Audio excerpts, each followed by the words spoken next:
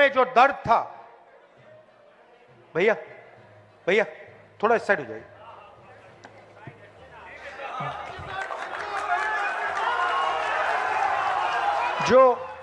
जो दलितों के दिल में जो दर्द था,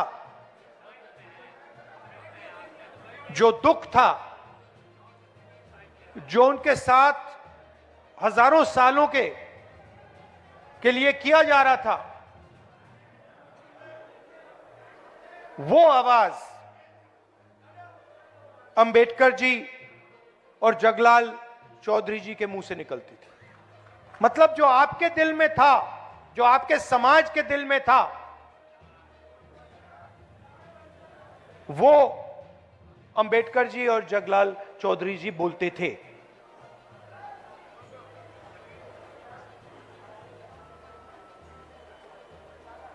आजादी मिली,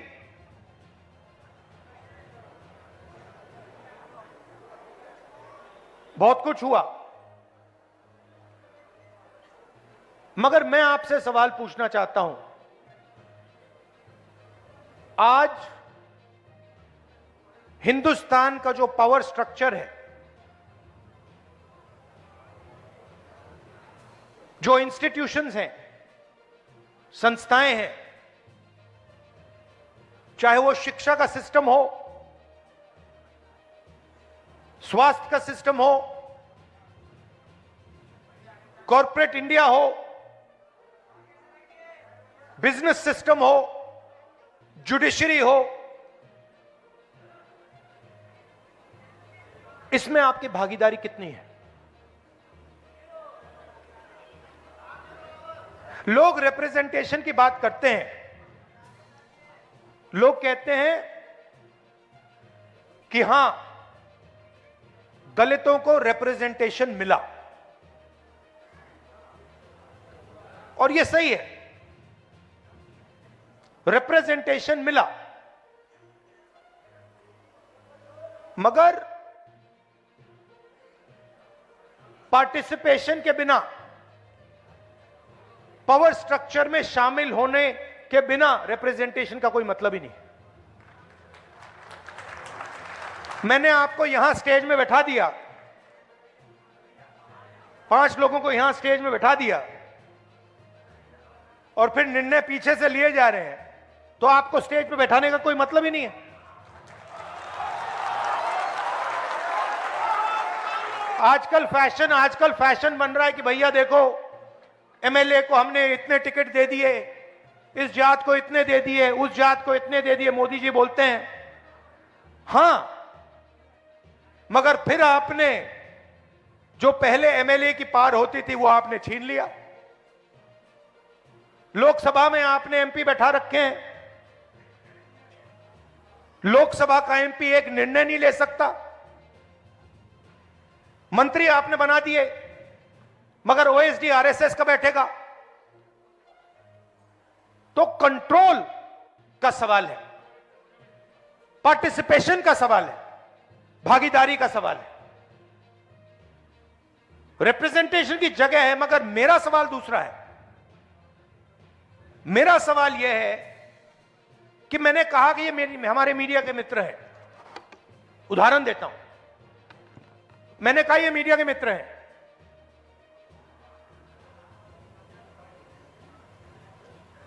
इनकी बड़ी बड़ी कंपनियां हैं, इनको हर स्टेट की सरकार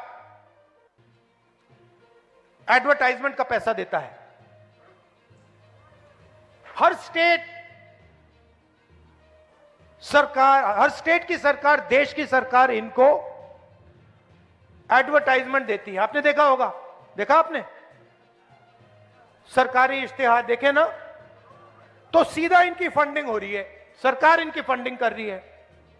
अब मैं आपसे पूछता हूं, ये बड़ी बड़ी जो कंपनियां हैं मीडिया वाली, इनके मालिकों की आप लिस्ट निकालिए, मुझे दलित दिखा दीजिए उनमें, आपको एक दलित नहीं मिलेगा। ठीक है, शायद आप लोग कहेंगे हमें मीडिया की कंपनी कंट्रोल नहीं करनी। फिर मैं अगला सवाल पूछता हूं, ठीक है, सीनियर मैनेजमेंट की लिस्ट निकाल दीजिए, बड़े बड़े एंकर्स की लिस्ट निकाल दीजिए, बड़े बड़े एडिटर्स की लिस्ट निकाल दीजिए, मुझे दलित नाम दिखा दो उसमें। नैरेटिव ये बना रहे, 15% आपकी आबादी है, 16% आबादी है आपकी। मीडिया में मैंने आपके मुद्दे कभी देखे ही नहीं है।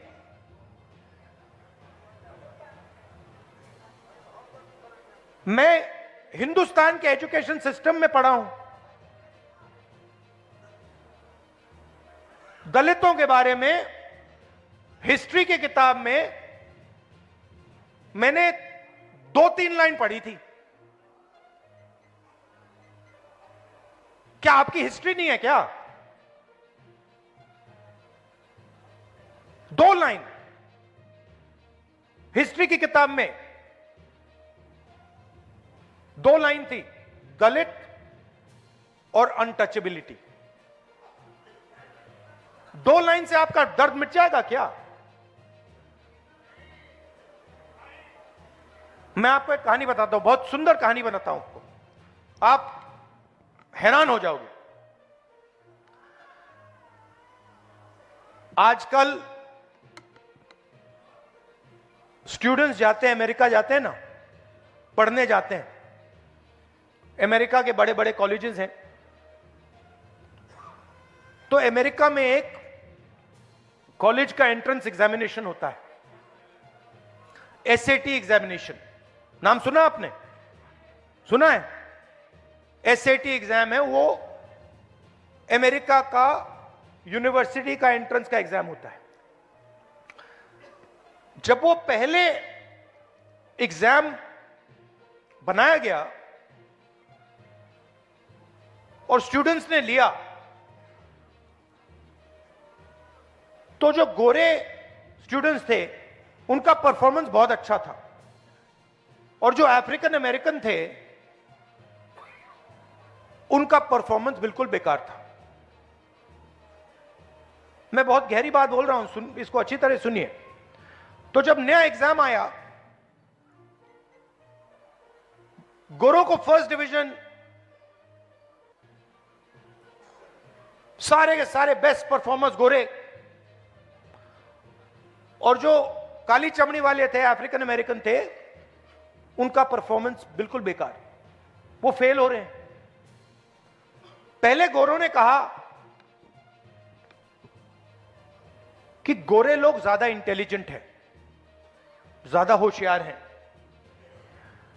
और ये जो अफ्रीकन अमेरिकन हैं ये कम होशियार हैं,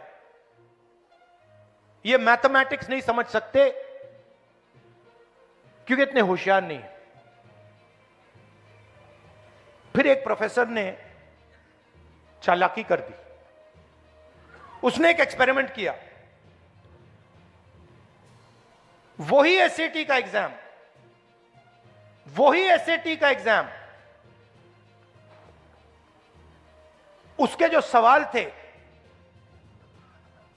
उसने अफ्रीकन अमेरिकन प्रोफेसर से बनवा दिए। मतलब एग्जाम के जो सवाल थे, जो एग्जाम का डिजाइन था, उसने गोरों से नहीं करवाया, उसने अफ्रीकन अमेरिकन से करवा दिया।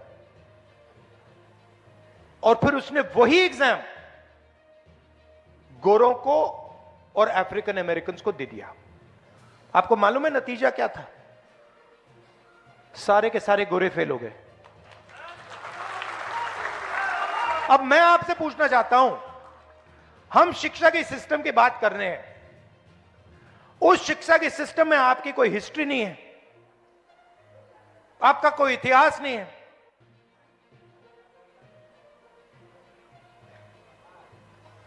क्या दलित प्रोफेसर्स एग्जाम लिख रहे हैं हिंदुस्तान में? बोल रहा हूं बॉस, इसलिए आया हूं, बोलने ही आया हूं मैं। तो आपकी ना मीडिया में भागीदारी, कॉर्पोरेट इंडिया की बात करता हूं, 16 लाख करोड़ रुपया नरेंद्र मोदी जी ने हिंदुस्तान के 25 सबसे अमीर लोगों का कर्जा माफ किया है। 16 लाख करोड़ रुपया, उनकी लिस्ट निकालिए। 25 लोग हैं, अदानी, अंबानी, ये लोग।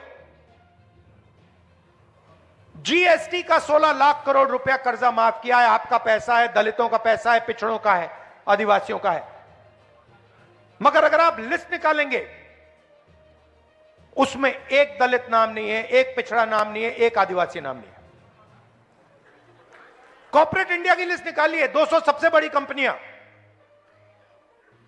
उनके मालिकों की लिस्ट निकालिए, मुझे दिखा दो, दलित नाम दिखा दो उस लिस्ट में, आपको एक नहीं मिलेगा। कॉर्पोरेट इंडिया की सीनियर मैनेजमेंट की लिस्ट निकालो, उसमें एक दलित, एक पिछड़े का नाम दिखा दो, एक आदिवासी का नाम दिखा दो, नहीं मिलेगा।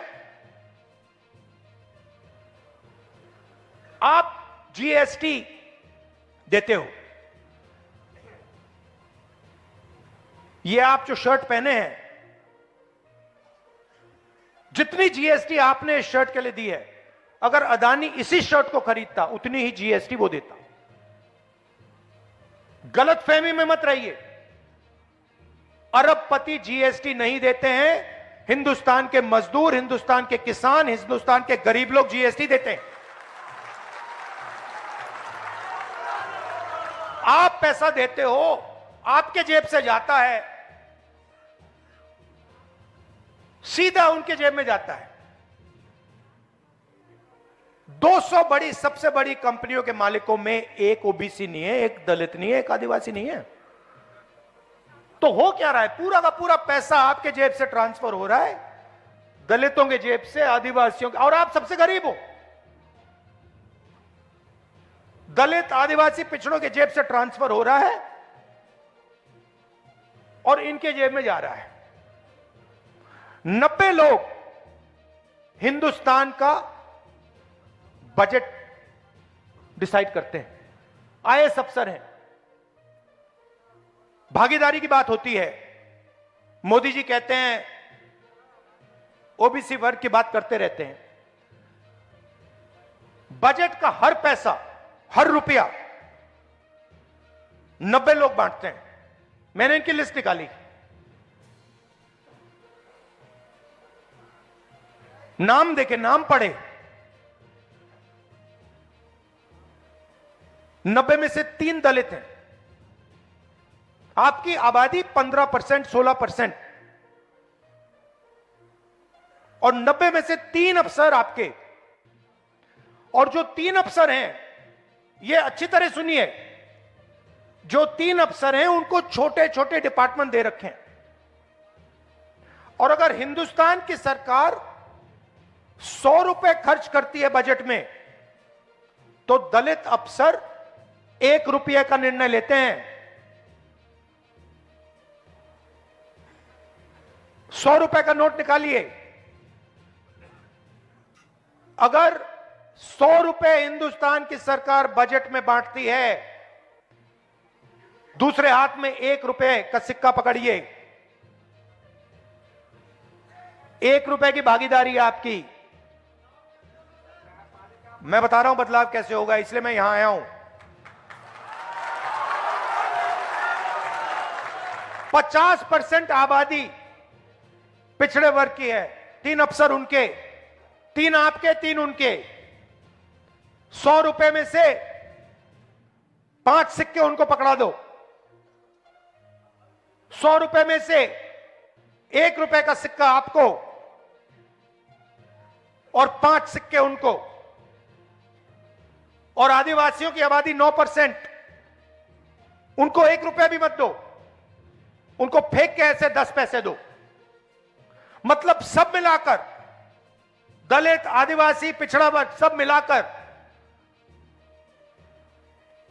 हिंदुस्तान में आपकी भागीदारी 100 रुपए में से 6 रुपए 10 पैसे। अंबेडकर जी ने संविधान दिया, इसको खत्म करने की कोशिश कर रहे हैं।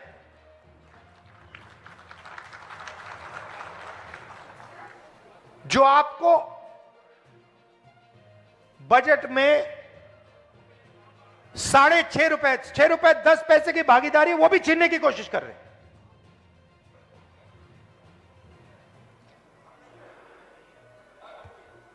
तो मेरा कहना है कि रिप्रेजेंटेशन की जगह है,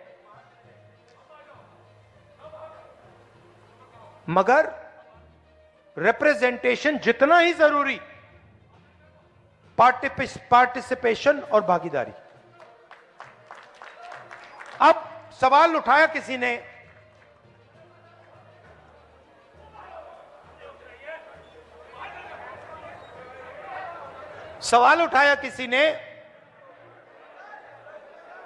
कि आगे क्या करना है, रास्ता क्या है। मैं बताता हूं आपको। सबसे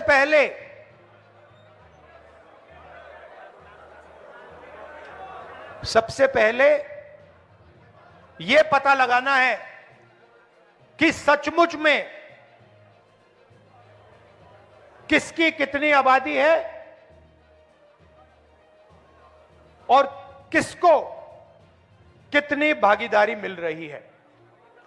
और यह पता लगाने का एक ही तरीका है, उसका नाम है जाति जनगणना। और यह बिहार वाला जो जाति जनगणना है, मैं इसकी बात नहीं कर रहा हूं। जाति जनगणना देखना है तो तेलंगाना वाला देख लीजिए। तो जाति जनगणना क्या है, मैं आपको समझाना चाहता हूं। जाति जनगणना सिर्फ सर्वे नहीं है, पहला कदम है। जैसे चोट लगती है, मैडम आपको कभी चोट लगी है? हाथ टूटा है कभी आपका? आप अस्पताल गई थी, डॉक्टर ने पहले आपसे क्या कहा? एक्सरे कराना है। कहा नहीं कहा? किसी को चोट लगती है, डॉक्टर पहली चीज कहता है भाई देखो एक्सरे कराओ। तो पहला कदम एक्सरे का है। जाति जनगणना हमें यह बता देगा कि दलित कौन है, आदिवासी कौन है, पिछड़े वर्ग के लोग कौन है, माइनॉरिटी कौन है, जनरल कास्ट कौन है, गरीब जनरल कास्ट कौन है, यह सब पता लग जाएगा। उसके बाद हम दूसरा काम शुरू करेंगे। हम हिंदुस्तान की सारी संस्थाओं की लिस्ट निकालेंगे, इंस्टीट्यूशंस की लिस्ट निकालेंगे, चाहे वो जुडिशरी हो, ब्यूरोक्रेसी हो, सब इंस्टीट्यूशन की लिस्ट निकालेंगे। उसमें पता लगाएंगे कि मीडिया में दलितों की असलियत में कितनी भागीदारी है, कॉर्पोरेट इंडिया में असलियत में दलितों की कितनी भागीदारी है, ब्यूरोक्रेसी में असलियत में कितनी भागीदारी। भाई और मैंने एक बात समझिए, सवाल धन का है, ठीक है? सवाल धन का है। आज क्या हो रहा है, सारा का सारा धन संस्थाओं में जा रहा है, कॉर्पोरेट इंडिया में जा रहा है, शिक्षा के सिस्टम में जा रहा है, स्वास्थ्य के सिस्टम में जा रहा है।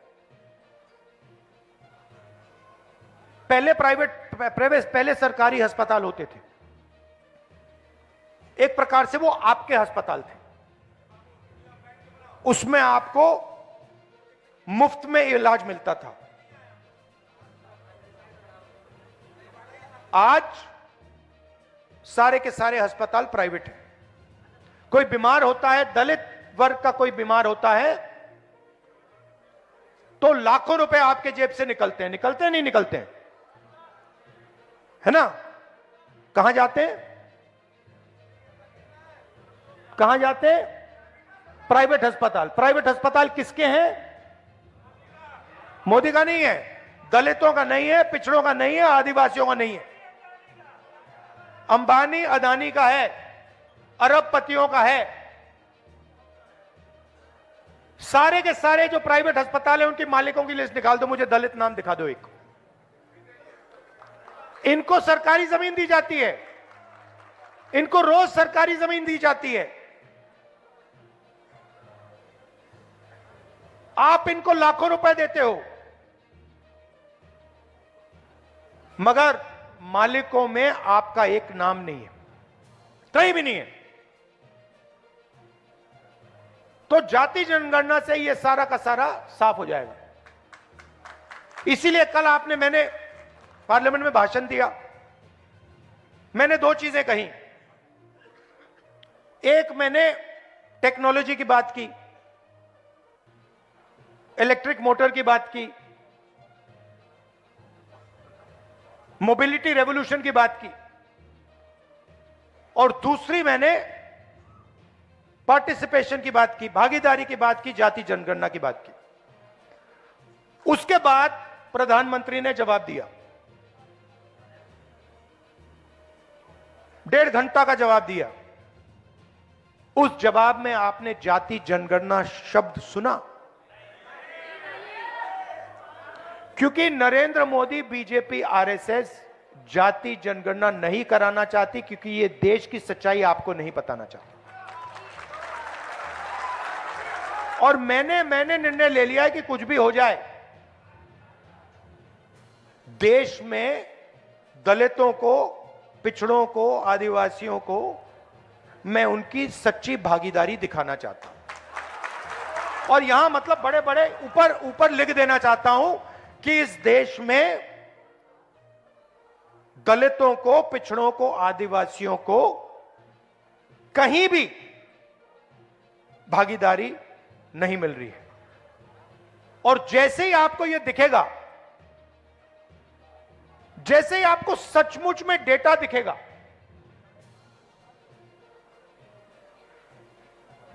फिर हिंदुस्तान की असलियत, हिंदुस्तान का हर एक नागरिक, हर एक दलित, हर एक पिछड़े वर्ग, हर एक आदिवासी सब समझ जाएंगे।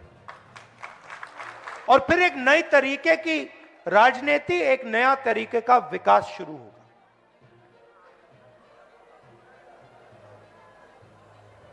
इसलिए मैं यहां आया। आप कह रहे थे, आपने मुझे बुलाया, आप कह रहे थे कि दिल्ली का चुनाव है।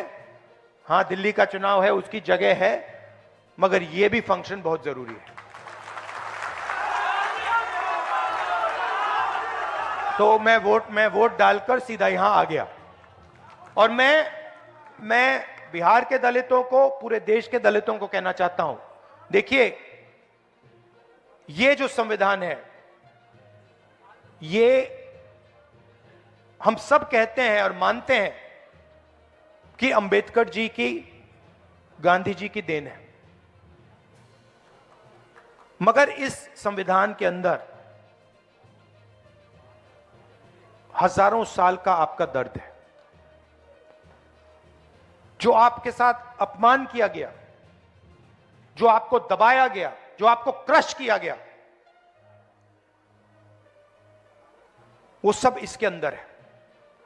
और यही आपको एक नया भविष्य दे सकता है, यही आपको बचा सकता है, और यही आपको देश में भागीदारी, सच्ची भागीदारी दे सकता है। इसीलिए बीजेपी और आरएसएस के लोग इसको खत्म करना चाहते हैं, क्योंकि वो जानते हैं कि जिस दिन तक यह संविधान है,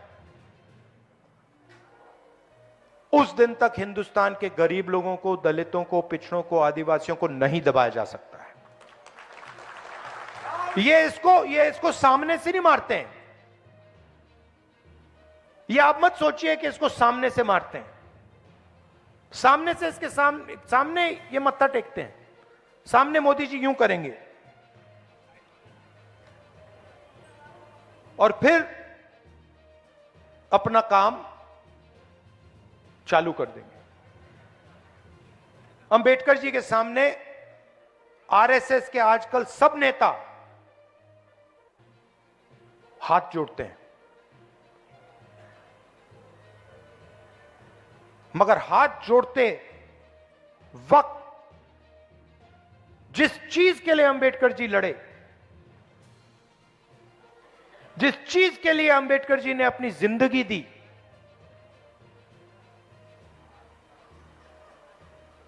उसको रद्द करते हैं, उस पर आक्रमण करते हैं, उसको खत्म करने की कोशिश करते हैं। दलितों की स्कॉलरशिप्स, बाबा साहब ने कहा था एजुकेट, आदिवासियों की, दलितों की स्कॉलरशिप्स को खत्म कर देते हैं, रोहित वेमुला को मार देते हैं और फिर अंबेडकर जी के सामने जाके हाथ जोड़ते हैं। इसका कोई मतलब नहीं है। तो मैं ये आपसे कहना चाहता था कि हम आपके साथ हैं और मैं ऐसा दिन देखना चाहता हूं जब हिंदुस्तान की हर संस्था में, हर सिस्टम में, लीडरशिप लेवल पे, कोने में नहीं, पीछे नहीं, लीडरशिप लेवल पर दलित, आदिवासी, पिछड़े लोग दिखें। मैं देखना चाहता हूं, मैं वो दिन देखना चाहता हूं जब हिंदुस्तान की टॉप 10 कंपनीज का मालिक दलित, पिछड़े वर्ग से हो, आदिवासी वर्ग से हो। और मैं उसके लिए लड़ रहा हूं और लड़ता रहूंगा। आप सबका बहुत बहुत धन्यवाद कि आप यहां आए। धन्यवाद, नमस्कार, जय हिंद।